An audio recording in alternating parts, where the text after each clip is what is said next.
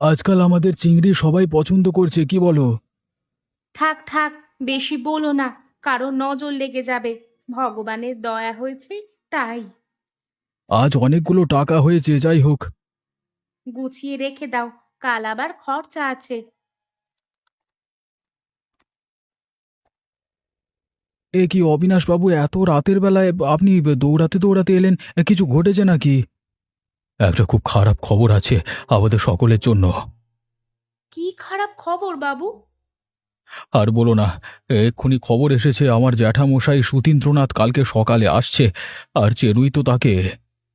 সুধীন্দ্রনাথ বাবু আসছেন মানে? গ্রামের সব গরিবী ব্যবহার সরিয়ে বড়লোকের নাটক করতে হবে আমাদের? হ্যাঁ, তার যত বড়লোকি চাল জানো তো। কিন্তু তার জন্য আমরা কি করতে পারি? কালকে থেকে চিংড়ির হোটেলে ইলিশ রান্না করতে হবে তোমাদের। না না, তা কি করে হয়? এ তো খুব ভয়ানক কথা। বাবু, এ তো অসম্ভব রকমের কথা। আমার হাতে যদি থাকতো আমি তোমাদের এরকম কথা কখনো বলতাম না। বিশ্বাস করো, আমার হাতে কিছু নেই। তুমি যে করি হোক ব্যবস্থা করো। বাকিটা আমি দেখছি কি করে সামলানো যায়।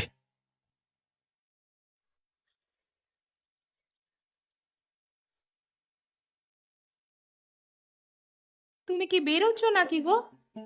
হ্যাঁ গো, বেরোচ্ছি। এখন যদি না বের হই তাহলে এত বড় কাজটা করে ফিরতে পারবো না। ইলিশ তো পাবো না।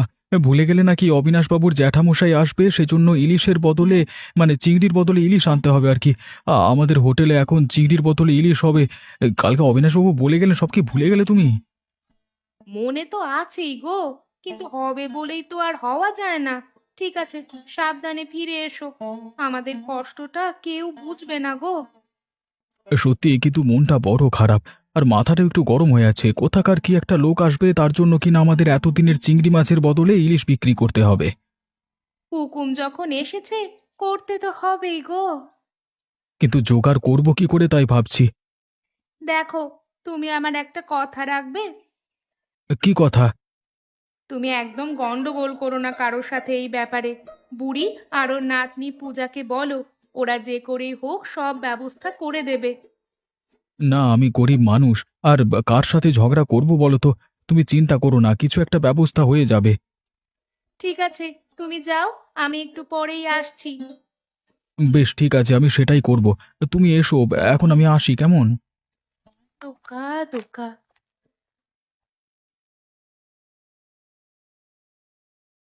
হ্যাঁ রে পূজা, তো ঠাকুমা কোথায় বলতো? ওই তো, ঠাকুমা ওদিকে। আরে ও বুড়িমা, একটা কাজ করে দেবে গো। বড় বিপদে পড়েছি, তাই তোমার কাছে এসেছি। কি কাজ? অবিনাশবাবুর জ্যাঠামশাই সুধীন্দ্রনাথ বাবু আসছে গ্রামে। সেজন্য অবিনাশবাবুর আদেশে আমাদের দোকানে চিংড়ি মাছের জায়গায় ইলিশ মাছের তরকারি বিক্রি হবে। কিন্তু এখন ইলিশ মাছ কোথা থেকে জোগাড় করি বলো তো? তাই তুমি দয়া করে ইলিশ মাছ জোগাড় করে দাও। হ্যাঁ রে পূজা, জোগাড় হবে ইলিশ মাছ? চেষ্টা করতে হবে, তবে নিশ্চয়ই জোগাড় করা যাবে। ঠিক আছে গোপাল, তুমি নিশ্চিন্তে যাও, আমরা জোগাড় করে নেব। দেখো বুড়িমা, কাজে যদি নড়চড় হয় তাহলে কিন্তু বিপদ হয়ে যাবে আমাদের সবার। জানোই তো, গ্রামে চুগলি করার লোকের অভাব নেই। একবার যদি কিছু ভুল হয়ে যায় তাহলেই দেখবে সবাই পেছনে কাঠি করতে শুরু করে দিয়েছে। তুমি ভেবো না একদম, ইলিশ মাছ পৌঁছে যাবে ঠিক সময় মতো। ঠিক আছে গোপাল কাকা, তুমি এখন যাও, আমরা ইলিশ মাছ নিতে যাচ্ছি। আমরা দুজনে যত কষ্টই হোক ইলিশ মাছ এনে দেব ঠিকই।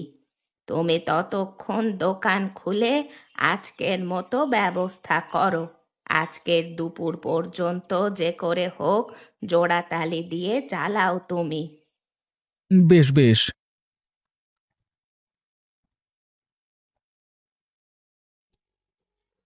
কি গো গোপাল, আজকে সবকিছু হোটেলে এরকম বদল বদল লাগছে কেন? আজ তো গ্রামে খুব বড় আয়োজন, তাই। কিসের আয়োজন বলো তো? কেন শোনোনি? অবিনাশবাবুর জ্যাঠামশাই সুধীন্দ্রনাথ বাবু আসছে গ্রামে। সেই জন্য অবিনাশবাবুর আদেশ, আমাদের দোকানে চিংড়ি মাছের জায়গায় ইলিশ মাছের তরকারি বিক্রি হবে। আচ্ছা, তাই বলো। হ্যাঁ, তোমরা এবার থেকে ইলিশ মাছ বিক্রি করবে তাহলে? হ্যাঁ, তা ইলিশ মাছ কোনোদিন চোখে দেখেছ? চোখে না দেখলে কি আর অবিনাশবাবু এত বড় কাজের দায়িত্বটা দেন? সে তো অবিনাশবাবুর হাত পা এখন বাঁধা, তাই তোমাকে বলে ফেলেছেন। কেন, তোমার কষ্টটা কোথায় হচ্ছে শুনি? আরে না না, শোনো, এই সুধীন্দ্রনাথ বাবুর সামনে তোমার মতো ছোট লোক গরিব মানুষ কিভাবে বড়লোক হওয়ার নাটক করবে কে জানে। এই বড়লোকেরা কেমন হয় তোমার জানা আছে তো? দেখো, বেশি বাজে কথা বলো না, আমার অনেক কাজ পড়ে আছে। আমিও সেটাই বলছি, নিজের কাজ করো, তবে দেখো গ্রামের নামটা যেন ডুবিও না। সেই বিষয়ে তোমার থেকে বেশি চিন্তা আমার। দেখবো চিন্তা করে কত কি করতে পারো তুমি। লোকের উপর হিংসা করা ছেড়ে একটু ভালো তো চাইতে পারো লোকের। তোমার ভালো চাই বলি বলছি, তোমার দ্বারা এসব হবে না। আরে জেঠু, এসো এসো, এবার অনেকদিন পর এলে। আমি যে তোর দূর সম্পর্কের জেঠু, তাই বলে এত বছর পর মনে রেখেছিস ভাবতে পারিনি। অবশ্য আমি তোদের এসব গরিব ব্যবহার সহ্য করতে পারি না। মনেও রেখেছি আর এসেছো বলে খুশি হয়েছি। দেখোই না এবার কি করি। এখন আর আমরা আগের মতো গরিব ব্যবহার করি না জেঠু। সে তোদের গ্রাম দেখলেই বোঝা যাবে। তা কখন নিয়ে যাবি আমাকে গ্রাম দেখতে? যাবই তো। এতদিন পর জ্যাঠামশাই এসেছে, আর আমি গ্রাম দেখাতে যাব না তাই কি কখনো হয়? কিন্তু আগে দুপুরের খাওয়া দাওয়া তো করে নাও। কি আর খাবো, তোদের এখানে সব ওই ডাল আর ভাত। গ্রামের লোক মানে শাক পাতা ছাড়া আর কিছুই খেতে জানিস না তোরা। দেখো না, তোমাদের জন্য আজকে বিশেষ ব্যবস্থা করব। আর জানিস তো আমরা শহরের মানুষ, আমাদের সাথে কিভাবে মিশতে হয় তাদের গ্রামের লোকেরা জানে। এদিকের অবস্থা আগের মতো নেই গো। এখন এদিকের লোকেরাও কিছুটা শহুরে হয়ে উঠেছে। ঠিক আছে, দেখবো তোদের এখানে এই মোটামুটি লোকেরা কিভাবে শহুরে হয়ে উঠেছে। হাহ, ঠিক আছে, তোমাকে নিয়ে যাব দেখাতে। আমার জন্য ভালো করে দামি মাংস নিয়ে আয়। আমি শহুরে কায়দায় মাংস খাবো। ঠিক আছে ঠিক আছে। এ কি অবিনাশ, এ কেমন অনাসৃষ্টি কাণ্ড! আরে তোদের গ্রামের এখন এই অবস্থা আমি জানতাম না তো। এত গরিব তোরা! ছি ছি ছি ছি ছি ছি। কি হয়েছে জ্যাঠামশাই? কি জন্য আপনি আবার উত্তেজিত হয়ে পড়লেন? এই দেখ, এই হোটেলে সামান্য চিংড়ি মাছ বিক্রি হচ্ছে। আমাদের কলকাতায় এসব চিংড়ি মাছ কেউ খায় না। বিশ্বাস করুন জ্যাঠামশাই, এখানে রোজ রোজ ইলিশ মাছ বিক্রি হয়। রোজ ইলিশ মাছ বিক্রি হয় তো আজ কেন চিংড়ি মাছ বিক্রি হচ্ছে? আমার মনে হচ্ছে নিশ্চয়ই কেউ চুরি করে নিয়েছে ইলিশ মাছ। এইদিকে লোক কোনোদিন ইলিশ মাছ চোখে দেখেছে? আরে ইলিশ মাছ চোখে দেখলে তবে তো বিক্রি করবে, তবে তো চুরি করবে। কি যে বলেন! ক্ষমা করবেন, আমি আপনাকে মিথ্যে কথা বলছি না। এখানে রোজ ইলিশ মাছ বিক্রি হয়। ঠিক আছে, আজকে কেন চিংড়ি মাছ বিক্রি হচ্ছে এ বিষয়ে তদন্ত করে আমাকে সন্ধ্যার মধ্যে জানাবে। আর যদি তোমার সন্দেহ সত্যি হয়, মানে কেউ ইলিশ চুরি করে রেখে দেয়, তাহলে তার যথেষ্ট সাজার ব্যবস্থা করতে হবে। তা তো অবশ্যই, তা তো অবশ্যই। কেউ এত বড় অপরাধ করে বেঁচে যাবে তা তো হয় না। ঠিক আছে, চলুন এবার একটু অন্যদিকে যাওয়া যাক। বেশ বেশ, চলো।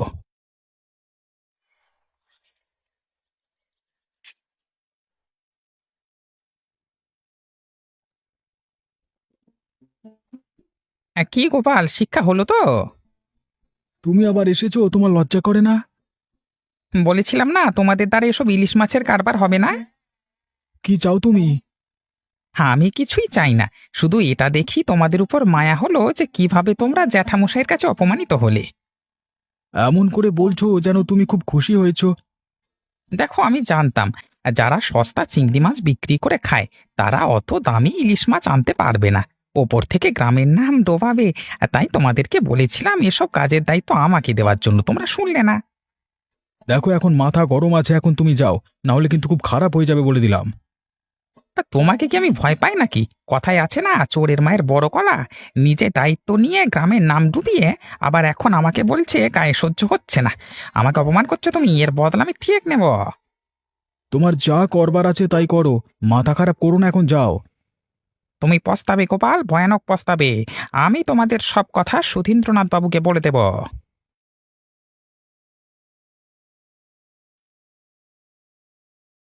কি হয়েছে খগেন, তুমি আমার সাথে এভাবে লুকিয়ে লুকিয়ে কেন দেখা করলে? আপনি জানেন না যে গ্রামের কি অবস্থা, সেই সব গ্রামের অবস্থা জানানোর জন্যই আপনার কাছে আসা। কেন, কি অবস্থা? আমি তো নিজে গিয়ে দেখে এলাম সব জায়গায় সব কিছুই ভালো। তা আগের মতো গরিব লোক তো আর এখানে থাকে না, সবাই মোটামুটি বড় লোক, সবার অবস্থারই উন্নতি হয়েছে। ওসব আপনাকে দেখানো নাটক করছে অবিনাশবাবু। কিন্তু এসব কি করে সম্ভব? আপনি বিশ্বাস করতে পারবেন না, ওই গোপাল আপনার সামনে কেমন মুখোশটা পড়েছিল, ওই চিংড়ির দোকানে ইলিশ মাছ বিক্রি করছে। ওটা দেখেই আমার সন্দেহ হয়েছিল বটে। আমি তো বলবো আপনি যতদিন আছেন এর একটা ব্যবস্থা করুন। ওই গোপালের পরিবারকে গ্রাম ছাড়া করুন আপনি, না হলে এরা এইরকম বাজে বাজে চিংড়ি মাছ খাইয়ে লোকের শরীর খারাপ করাবে। হ্যাঁ, ঠিক আছে, তুমি এখন যাও, আমি বিষয়টা নিয়ে ভাবনা চিন্তা করব। একটু তাড়াতাড়ি ভাবনা চিন্তা করবেন বাবু, বেশি দেরি করলে ওর আবার মাথায় উঠে যাবে। আর জানেন তো, পায়ের কুকুরকে বেশি দিন মাথায় তুলতে নেই। ঠিক আছে, সেটা আমি বুঝবো, এখন তুমি যাও।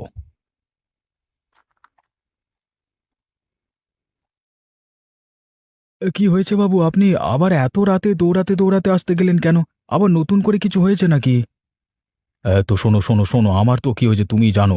দুপুরে তো তোমার সামনে সব ঘটেছে। আমি সবকিছুই ব্যবস্থা করেছিলাম, বিশ্বাস করুন, কিন্তু কিভাবে যে কি হয়ে গেল ঠিক বুঝতে পারলাম না। ঠিক আছে, যা হয়েছে ভালোর জন্যই হয়েছে। এতে আমরা এক ঢিলে দুই পাখি মারতে পারবো। শুনেছ তো কাঁটা দিয়ে কাঁটা তোলবার কথা? হ্যাঁ, তা শুনেছি, কিন্তু কাকে তুলতে হবে? আমার মনে হচ্ছে এ সব কিছুর পেছনে একটা চক্রান্ত কাজ করছে। আমারও তাই মনে হচ্ছে বাবু, চক্রান্ত তো একটা আছেই। ওই খগেন লোকটা কারোর ভালো সহ্য করতে পারে না। হ্যাঁ, সন্ধেবেলায় এসে আমাকে শাঁসিয়ে গেছে, বলে গেছে যে আমাদের গ্রামের গরিবের বিষয়ে সব কথা সে জ্যাঠামশাইকে বলে দেবে। আর শুধু তাই নয়, আমরা যে চিংড়ি মাছের বদলে ইলিশ মাছ বিক্রি করবার পরিকল্পনা করছি সেটাও বলে দেবে। শোনো একটা কথা, আজকে আমাদের যে ইলিশ মাছ আসবার কথা আছে সেটা আমাদের বদলে গভীর রাতে খগেনের বাড়িতে নামিয়ে দাও। পরদিন ওকে চুরির দায়ে ফাঁসিয়ে দেব। আমি এইমাত্র দেখে আসছি ও জ্যাঠামশাইকে লুকিয়ে লুকিয়ে সবকিছু বলছে, যে আমাদের পেছনে চুগলি করতে পারে। তার ক্ষতি করতে আমার বেশি ভাবা উচিত নয়, আর শত্রুর শেষ রাখতে নেই, বুঝলে তো? ঠিক আছে বাবু, আপনি যেভাবে বলছেন সেভাবেই হবে। দেখো, এবার যেন কোনো গড়বড় না হয়। আপনি নিশ্চিন্তে থাকুন, এবার আর কিছু হবে না। তুমি যে দায়িত্ব নিয়েছো এতেই আমার শান্তি। কালকে আমি ব্যাটাকে গিয়ে হাতে নাতে ধরবো সকালবেলায়, তুমি প্রস্তুত থেকো। বেশ বাবু, বেশ। কি হয়েছে ঠাকুরমা? আমরা এখানে নামাতে এসেছি কেন? চুপ চুপ, আস্তে কথা বল পাগলি, কেউ শুনতে পেলে গন্ডগোল হয়ে যাবে। আমরা এমন করছি কেন ঠাকুরমা? করছি তার কারণ অবিনাশ বাবু আমাদের বলেছেন কিছু কিছু লোক আছে, তারা ভালো নয়, দুষ্টু লোক, তাদের শায়েস্তা করার প্রয়োজন হয়ে পড়ে, তাই আমরা এমন করছি। দুষ্টু লোক শাস্তি পেলে তাহলে সবকিছু ঠিক হয়ে যাবে বলো? হ্যাঁ, সবকিছু ঠিক করার জন্য দুষ্টু লোককে শাস্তি দেওয়া জরুরি। দুষ্টু লোক কবে শাস্তি পাবে? কাল সকালেই দেখবে কেমন শাস্তি পায় দুষ্টু লোক। বেশ মজা হবে বলো?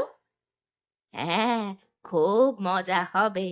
সে যেমন আমাদের মতো ভালো লোকেদের দুঃখ কষ্টে মজা নিয়েছে, তেমনি তারও মজা নেওয়া হবে কাল।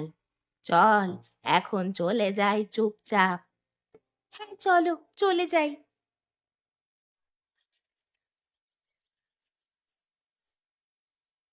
এই খগেনের বাচ্চা, বেরো বলছি, বাড়ি থেকে বেরিয়ে আয়। এত বড় একটা কাণ্ড ঘটিয়ে এখন ঘরে শুয়ে থাকা হচ্ছে। তাড়াতাড়ি বের হ, না হলে ভেতরে গিয়ে আমরা মারতে মারতে নিয়ে আসবো বলে দিলাম। কি হয়েছে, আমার বাড়ির সামনে এসে চিৎকার করছো কেন? শয়তানের বাচ্চা, চোর একটা! তুই এতদিন সবার পেছনে কাটিয়ে দিয়েছিস, সবার ক্ষতি করেছিস, কিন্তু কিচ্ছু বলিনি। এবার তুই এত বড় একটা চুরি করলি শেষ পর্যন্ত। কি যা তা বলছেন অবিনাশবাবু, আমি কোথায় চুরি করলাম? দেখ, এই বুড়িমা সাক্ষী। এই বুড়িমা গোপালের হোটেলে ইলিশ দেওয়ার জন্য ইলিশ কিনে এনেছিল, আর তুই তা চুরি করে এনে নিজের ঘরের সামনে রেখে দিয়েছিস। নিজের চোখে দেখ, শয়তান! বাবু সত্যি বলছি, এসব কি করে হলো আমি তো কিছুই জানি না। আমি সত্যি এসবের সাথে জড়িত নই। আমার জ্যাঠামশাইয়ের সাথে লুকিয়ে লুকিয়ে দেখা করে চুগলি করবার সময় মনে ছিল না, শয়তান? নিজে চুরি করে আমাদের নামে দোষ চাপাচ্ছিস তুই, আমাদের উঁচু মাথা হেঁট করে দিচ্ছিস তুই, হ্যাঁ? এবারে আর কিছুতেই ছাড়বো না তোকে। বাবু একে নিয়ে চলুন, আমরা আপনার জ্যাঠামশাইয়ের কাছে চলুন। চল শয়তানের বাচ্চা চল। জ্যাঠামশাই, কালকে আপনাকে বলেছিলাম না পেছনে কোনো একটা চক্রান্ত আছে, আর আপনাকেও একটা কথা বলেছিলাম যে যে বা যারা এই চক্রান্তের পেছনে আছে আমি ঠিক ধরে ফেলবই। কে দোষী তাকে আমার সামনে নিয়ে এসো। দেখুন, দেখুন তোকে চিনতে পারছেন কিনা। আরে এই ছেলেটাই তো কালকে আমার সাথে লুকিয়ে লুকিয়ে দেখা করে গ্রামের বিষয়ে নানান খারাপ খারাপ কথা বলেছিল। তাহলেই ভেবে দেখুন কি শয়তান ছেলে, এই গ্রামেই এভাবেই সকলের ক্ষতি করে আসছে। কাল তো এই বুড়িমা আমাকে এসে নালিশ করলো, তাই আমি হাতে নাতে ধরতে পারলাম আজকে সকালে। কিভাবে কি হয়েছিল খুলে বল আমাকে। আমাকে বুড়িমা এসে বলে যে ওর ইলিশ যেন কারা চুরি করে নিয়েছে। ওর সন্দেহ হয় খগেনের ওপর। আমরা সত্যি আর সকালে গিয়ে দেখি খগেনের বাড়িতে রাখা রয়েছে ঝুড়ি ঝুড়ি ইলিশ মাছ। তাছাড়া বাবু, আমাকেও এই খগেন শাসিয়েছিল যে বেশি বাড়াবাড়ি করলে আমাকে খতম করে দেবে বলে। তাহলে তো এর দোষী প্রমাণ করা যায়। তাহলে একটা কাজ করো, একে গ্রাম থেকে তাড়িয়ে দাও, তাহলেই শান্তি ফিরে আসবে গ্রামে। এ কি তোমরা কারা? তোমরা এই হোটেলের লোকেরা না? হ্যাঁ বাবু, এ লতা আর আমার এ ধর্মপত্নী আর কি, মানে। কি চাও তুমি লতা? বাবু, আপনাকে আমি আমার বানানো চিংড়ি মাছের ঝাল খাওয়াতে চাই। অনেক কষ্ট করে এত সকালে রেঁধে এনেছি বাবু, শুধুমাত্র আপনারই জন্য। না বলবেন না। আচ্ছা আচ্ছা, বেশ, দাও দাও খাই। বাবু, এই নিন। বাহ, এ তো অসাধারণ গো। তাহলে তুমি যদি এত চমৎকার চিংড়ি মাছ রান্না করতে পারো, তাহলে কোনো দরকার নেই বেকার ইলিশ বিক্রি করা। শোনো বৌমা, মানুষ যেটা ভালো পারে সেটাই তার করা উচিত। যেটু তুমি এটা বলছো? হ্যাঁ, আমি বলছি, আর এটাই আমার আদেশ। বাবু, আপনার আজ্ঞা মেনেই কাজ করব। চিংড়ি মাছই বিক্রি করব বাবু। ধন্যবাদ বাবু, আপনার উপকার কোনোদিন ভুলব না আমরা। তোমার এই সিদ্ধান্ত আমরা সারা জীবন মনে রাখব।